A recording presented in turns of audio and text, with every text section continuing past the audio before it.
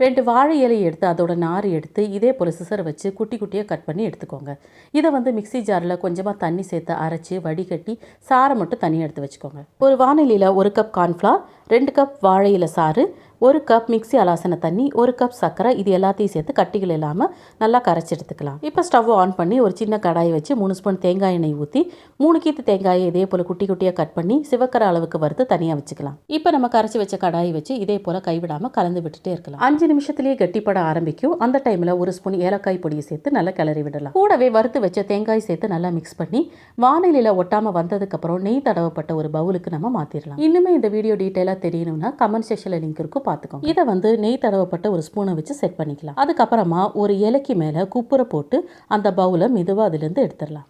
ரொம்பவே அபார சத்துக்கள் நிறைஞ்ச கலர்ஃபுல்லான மணமான ருசியான சூப்பரான வாழை இலை அல்வாவை 10 நிமிஷத்தில் செஞ்சு எடுத்துடலாம். தேங்க்யூ.